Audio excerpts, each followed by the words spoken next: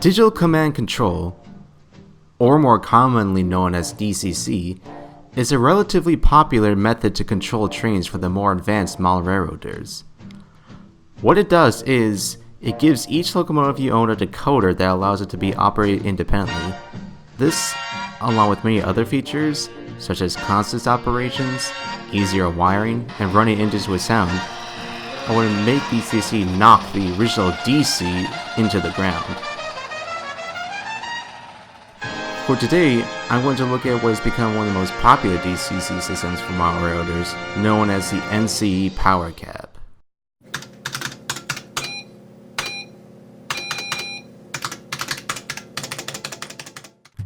When you get an NCE Power Cab, it will come in a white box with a blue sleeve. You will slide the sleeve off and open up the box. This review will also be a partial how-to video just to shake things up a little.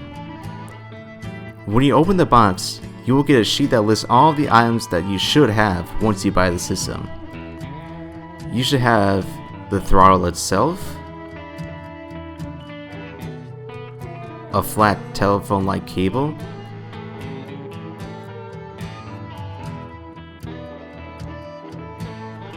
a coiled cable,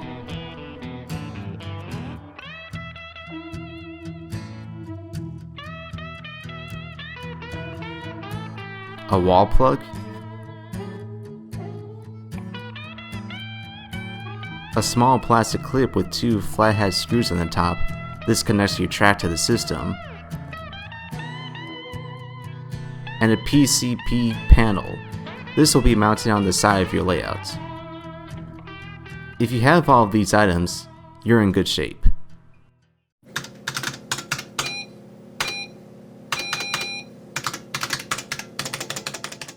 Instead of aesthetics for this review, since it's a control system where aesthetics don't matter as much, I will instead show you how to set this up. For the PCP panel, make sure to find an appropriate spot to leave it. For my layouts, I drilled out a large hole on the side of the layout that it can fit through. This was actually a bit of a pain, not gonna lie, since I don't have access to the best tools for this type of procedure. But it does make a nice, snug fit on the side of the layout. Take that small clip I mentioned earlier and get a small, flathead screwdriver. Then you will insert the wires that go from your track into each socket and tighten them nicely. After this is done, you can plug it into the back of the panel, and then from there you can plug it into the wall. Now for adding the throttle. Take the flat cable and plug one side into the left side of the panel as shown here, and then plug the other side into the bottom of the throttle. There is a red LED light beneath the panel that lights up if there is track power. If everything is functioning properly, you should be ready to run your trains.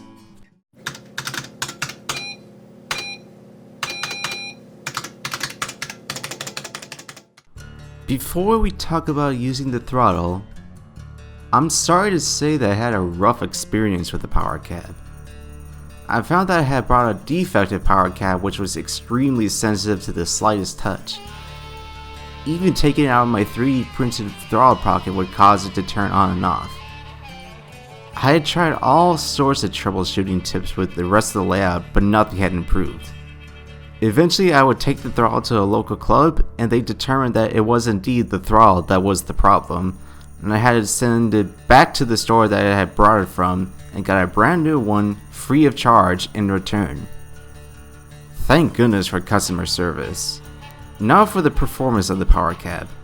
I really love how easy it is to understand how to use the system, especially when compared to other systems that I looked into. There are large buttons that perform various functions and text that makes it easy to know which button does what. If you follow the instruction booklet as well, you can pick up on some of the more advanced functions quickly. I was quick to figure out how to change the address to the decoders and how to set up and break up consists. It is amazing how easy it is to pick up on the Power Cab. I'm still left a little puzzled as to how to use the Digitrax systems and even the Bachmann Easy command, despite its name. this is where it's at. I also love that from the get-go you get a throttle that allows you to get up and move around the layout, as opposed to those stationary DCC systems. This is one of the best things about DCC, in my personal opinion. If there's any type of criticism I could think of for the Power Cab itself, it's probably be the fact that it doesn't have an ability to operate DC only locos like Easy Command and Digitrax Zephyr do.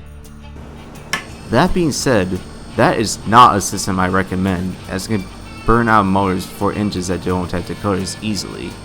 That's why I set up this type of wiring that allows you to instantly switch between DC and DCC. If anything, this is the best way to run both DC and DCC locomotives on the same layout.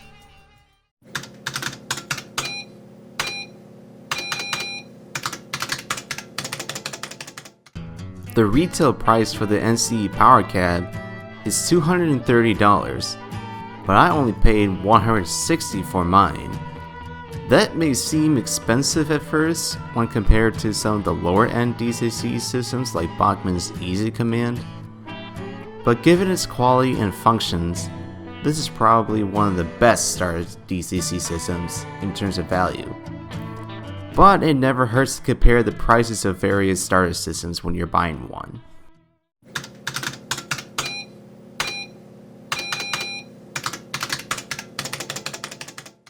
I give the NCE Power Cab a 9.5 out of 10, despite the defective throttle I got at first. The Power Cab has proven to be a great addition to my layout, and has given me a huge opportunity to try the next step in operating model trains. There are many other types of DCC systems out there, but this is one of the best.